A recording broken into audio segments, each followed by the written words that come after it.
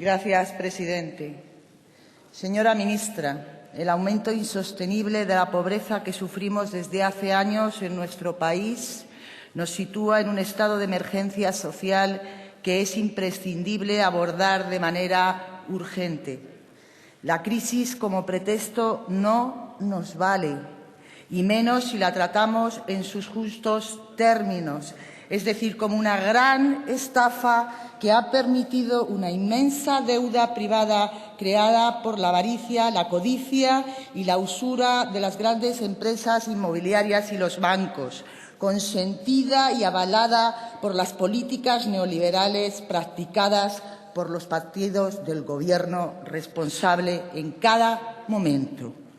La deuda astronómica e insoportable que hoy sufre nuestro país no ha sido generada por un excesivo gasto público, como pretenden machaconamente hacernos creer. No partíamos de una deuda pública cuando en 2008 se cerró el ejercicio con superávit. El Estado no gastó en políticas públicas por encima de sus posibilidades. Las personas y las familias no gastaron por encima de sus posibilidades. Fueron las grandes constructoras y los bancos que invirtieron en España con el objeto de lucrarse con el sector inmobiliario y de las infraestructuras los que de manera irresponsable y kamikaze lo hicieron por encima de las posibilidades de la mayoría de la ciudadanía. Y ante esta realidad, el Gobierno solo ha salvado precisamente a los culpables de esta situación mediante cantidades ingentes de dinero y traspasando esa deuda al conjunto de la ciudadanía, culminando y consagrando su compromiso con los culpables mediante la modificación del artículo 135 de la Constitución, sin contar, por supuesto, con los primeros que están trágicamente pagando esas deudas, es decir, con los ciudadanos y las ciudadanas, mayoría de este país. Nos dijeron que esta modificación de la Constitución, que sellaba el compromiso de pago de los desmanes de la banca, era imprescindible para dar estabilidad a los mercados internacionales. Nos han dicho que la crisis sería superada más pronto que tarde y que todo volvería al cauce de crecimiento y bonanza que habíamos disfrutado en los últimos años. Pero lo cierto es que la crisis dura ya más de 5 años y ustedes siguen con el mismo cuento macabro. En esos tiempos de cuestionable bonanza de términos absolutos, que abarca el decenio de 1998 al 2007, la pobreza estructural no disminuyó, sino que, muy al contrario, creció la situación de riesgo de pobreza y de exclusión social. Y en la alternancia del Partido Popular y el Partido Socialista, responsables de Gobierno en esta época, se olvidaron ambos, en el bipartidismo, de afianzar un Estado social que garantizara la redistribución justa de los ingresos. No se consolidó la protección social ni se aumentó la proporción de inversión en gasto social respecto al Producto Interior Bruto. Y mientras se reducían de manera alarmante los ingresos en las reducciones fiscales a los más ricos. Y es así como durante el crecimiento económico y la riqueza, toda esa riqueza fue acumulada en manos de las personas más ricas y creció la desigualdad. Ahora la beligerancia con que ustedes, señores del Partido Popular y su Gobierno, señora Mato, están gestionando esta situación, centrándose en la reducción del déficit para asegurar el pago de la deuda a la banca, mediante medidas de recortes escandalosos del gasto en políticas públicas y en prestaciones sociales, está abocando a este país al peor de los mundos posibles. Sus decisiones políticas nada tienen que ver con cuestiones netamente económicas. Son una opción puramente política e ideológica que está convirtiendo a España en un país más pobre, más desigual, con menos derechos sociales y con menos democracia. Un país donde la mayoría está sufriendo de manera dramática una estafa que ustedes se empeñan en llamar crisis y que supone el sufrimiento indecible para los sectores más vulnerables, que se encuentran en una situación de desesperación y exclusión social cada día más difícil de revertir, pero que también está suponiendo un aumento de la pobreza en la inestable clase media de nuestro país, que ve cómo se le priva de empleo y de servicios fundamentales como la sanidad, la educación o la dependencia, y a la par pierden ayudas para material escolar, becas universitarias o para los comedores escolares.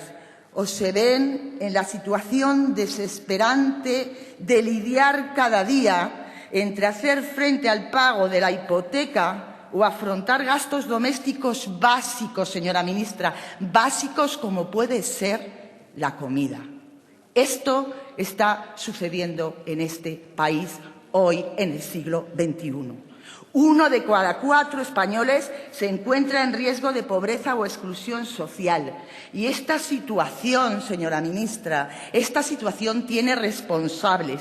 Son ustedes, señores del Gobierno del Partido Popular, que han decidido aplicar en esta situación causada por los ricos la vieja receta neoliberal del recorte de los servicios públicos, la del aumento de los impuestos a las clases medias y bajas, librando de la carga fiscal a las grandes fortunas. Es bajo su responsabilidad que se están trasladando los recursos públicos de sanidad, educación y servicios sociales, y también de infraestructuras, a manos de unos pocos. Son ustedes los que, en definitiva, han decidido firmemente salvar a los bancos y abandonar a las personas. Y bajo su responsabilidad de gobierno tendrán que dar soluciones de manera inmediata a esta situación sin perder, señora ministra, ni un solo minuto, porque no se puede perder ni un solo minuto. Existen múltiples informes que avalan todos los datos que yo he expuesto aquí y esta situación. El informe de Intermón Oxfam de diciembre del 2012 sobre la pobreza y la desigualdad comienza con una cita de Dilma Rousseff, presidenta de Brasil, que yo quiero repetir aquí. Nosotros ya hemos vivido esto. El Fondo Monetario Internacional nos impuso un proceso que llamaron de ajuste. Ahora ustedes lo llaman de austeridad. Había que recortar todos los gastos, los corrientes y los de inversión. Aseguraban que así llegaríamos a un alto grado de eficiencia, los salarios bajarían y se adecuarían los impuestos. Ese modelo llevó a la quiebra de casi toda Latinoamérica en los años 80. La vieja y fracasada receta neoliberal, señora ministra. En este mismo informe se pone de manifiesto el que, si no se cambian las políticas que se están aplicando, puede llevarnos entre 2 y 3 décadas recuperar el nivel de bienestar que había en España justo antes de la crisis. Mantiene que, si no se toman medidas para combatir la pobreza, la exclusión y la desigualdad social, en el año 2022, dentro de tan solo 10 años, en este país, en España, habrá 18 millones de personas pobres, personas que tendrán dificultades para cubrir sus necesidades básicas. 18 millones de personas son el 38% de la población. Y el 20% de los más ricos en el año 2020 podrían ingresar 15 veces más que el 20% de las personas más pobres, llevándonos a un aumento insoportable de la desigualdad social. Es necesario, por tanto, atajar el problema cuanto antes, desde la raíz y sin pretextos. Y cuando hablamos de resolver y atajar el problema que genera la desigualdad y la pobreza, señora Mato, no hablamos de caridad ni de beneficencia. No hablamos de abrir la limosnera a la salida de la Iglesia. Estamos hablando de justicia social. Hablamos de la obligación de convertir nuestro país en un lugar habitable, avanzado, solidario y esencialmente democrático. Un país que ayuda a las personas y pone a su disposición los recursos y la economía.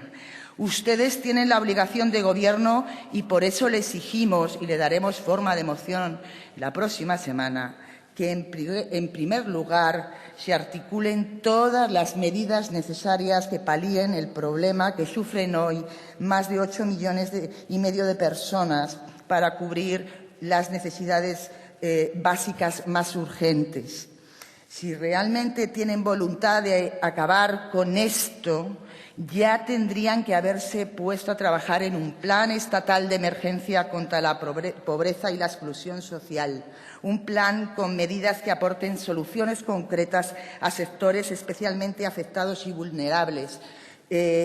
No solo los niños, sino también los niños y las niñas, las mujeres y las personas con diferentes capacidades. Un plan que garantice una renta básica de ciudadanía en todo el país como derecho subjetivo y que tome como base la renta básica de inserción de las comunidades autónomas.